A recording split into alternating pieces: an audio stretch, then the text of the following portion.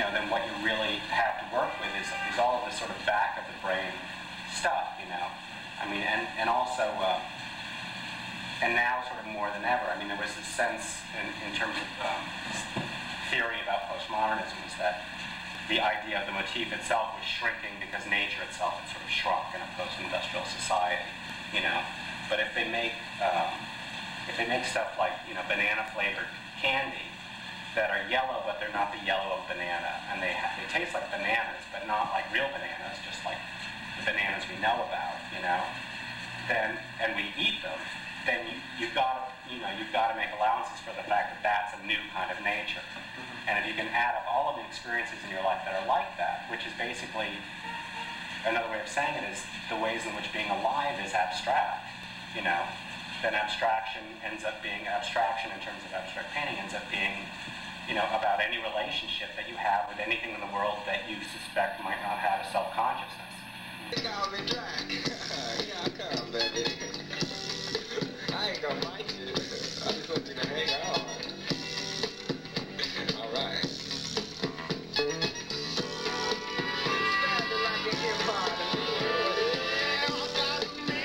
Won't you come away?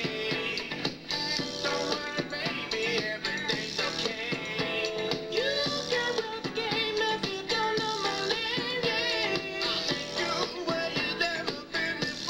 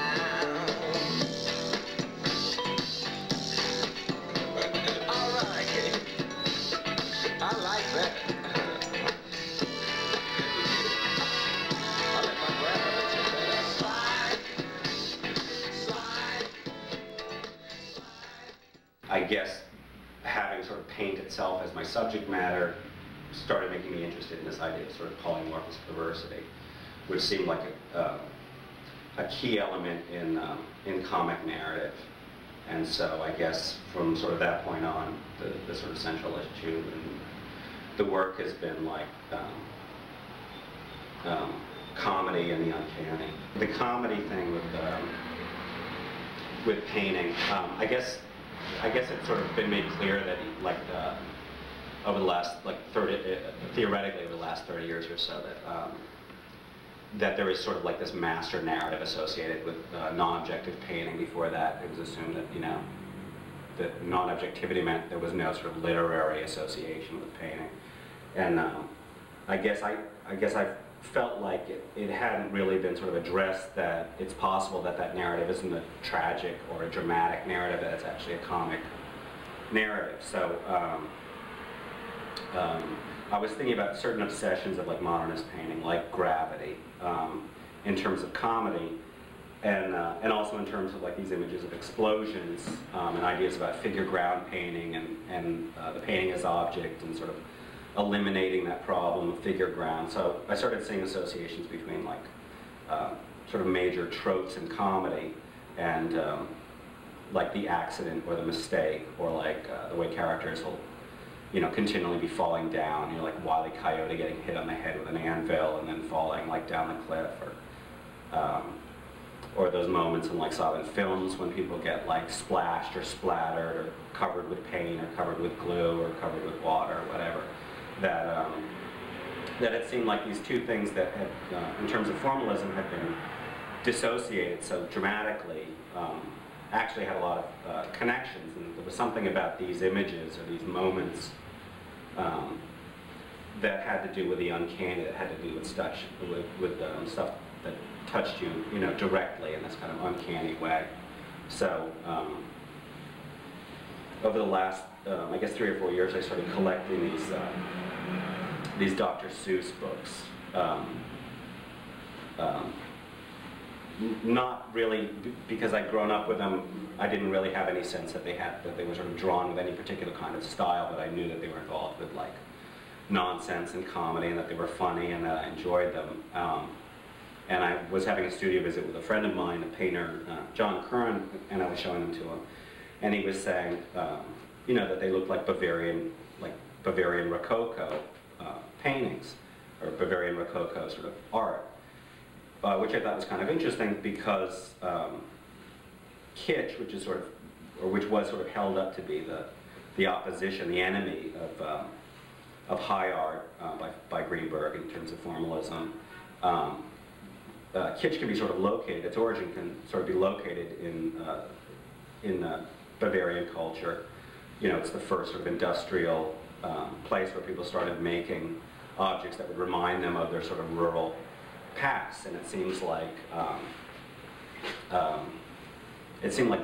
building a connection between high modernism and its sort of like subconscious kitsch sources or kitsch motifs or whatever seemed to be what my work was kind of about. The last couple of years, what I've been trying to do is the work has been getting sort of steadily more sort of quasi-figurative. I guess there was this idea that anytime you paint an image of something, that you're expressing a certain kind of desire for it, and so that kind of stands in the way of having comedy happen, because comedy is so much about, well, there's this story, this explains it, there's this story that like if you're in the junior high school cafeteria with your friends, having lunch, no joke that anybody tells can be funnier than the milk that comes out of somebody's nose when they're laughing at that joke. Like, 1 minute you're sitting there empathizing with your friend as another person, and the next minute they turn into this like object, this human faucet. And it's sort of like the depiction of the human being as a prop or as a thing seems to be another sort of central idea about comedy, and also I think the way that comedy connects up with the uncanny, and the way that that comedy is about, you know, being alive in the world, that we're not constantly, you know, either succeeding or failing at the things that we're doing, the actions that we take, that sometimes we are, you know, like objects. So, so anyways, this idea about anytime you depict a thing, it becomes an object that sort of assumes desire between the maker and sort of by proxy the viewer and itself within a painting. It seemed to me that Moreau had sort of like gotten around this problem by presenting images as kind of typographical forms, that he created signs for things, and you don't have the same kind of desire for like typography or for signs that you do for sort of illusionistically, made objects. So, so I started working with letters and with exclamation points and question marks and other kinds of typographical elements in the paintings in an attempt to sort of set up a world in which sort of gags could happen, like comedy gags could happen. Well as I understand it, what the uncanny is that it's based on sort of events and perceptions that occur, early in your life, in your development as a child,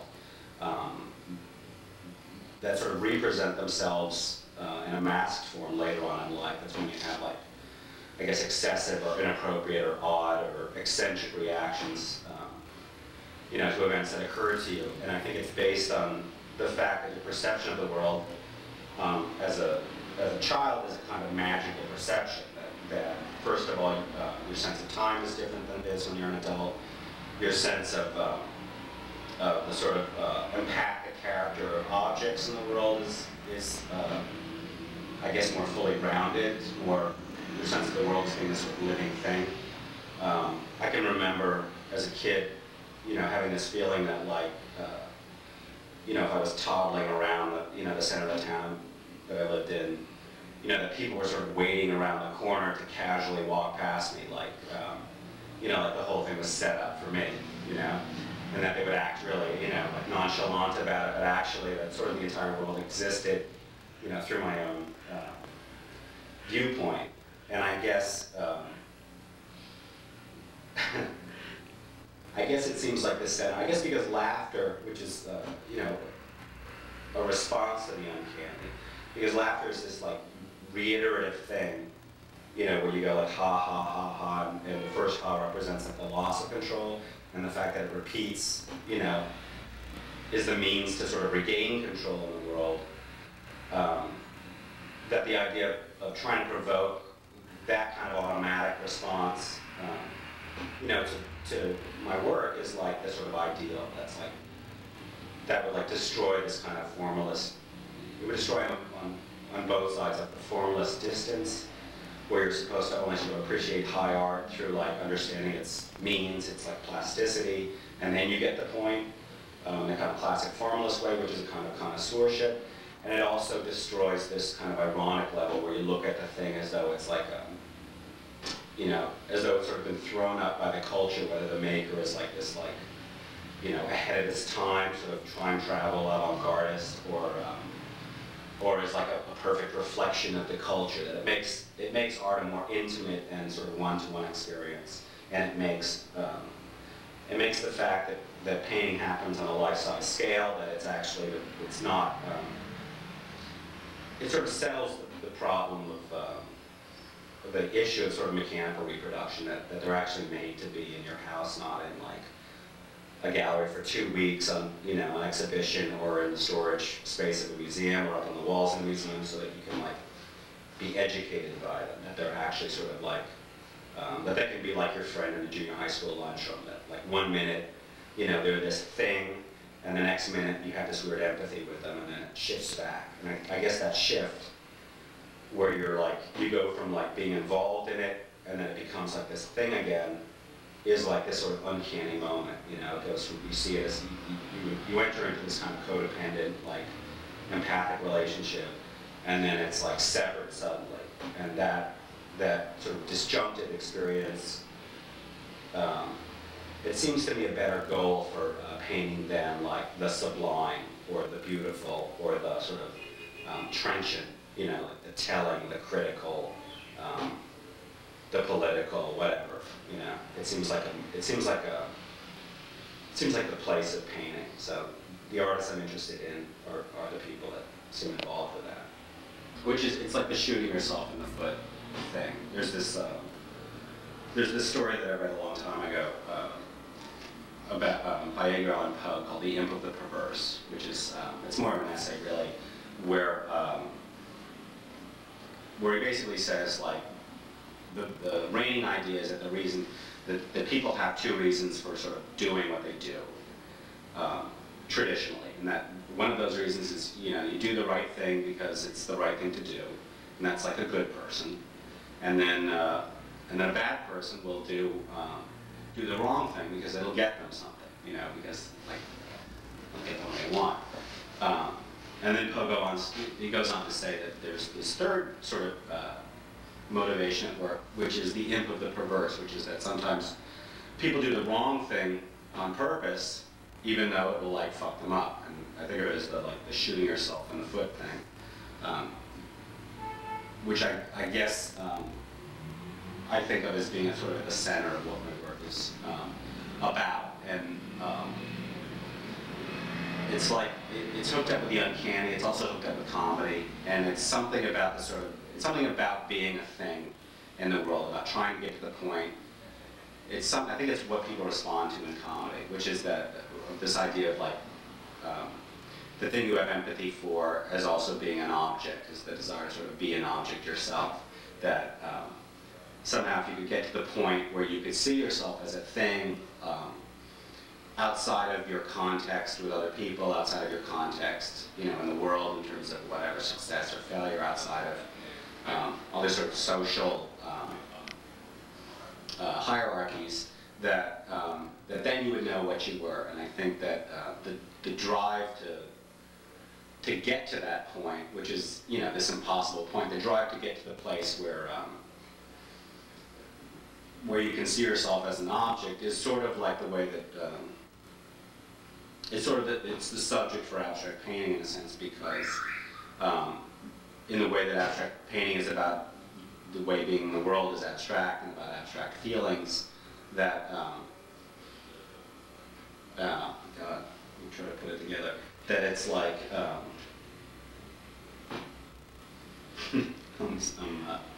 choking, that it's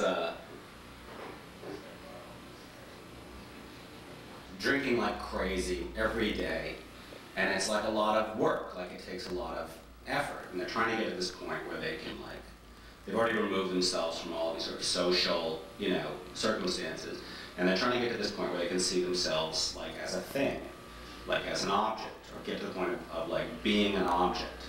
And, you know, it's not just these guys, it's sort of like everybody to some degree or another, but it's like, if you yourself are the only person, you know, that you're certain has a self-consciousness, then the subject for abstract painting can be like yourself, and anything else, you know, becomes a motif, like anything else in the world. So I guess that's kind of what the shooting yourself in the foot thing is all about.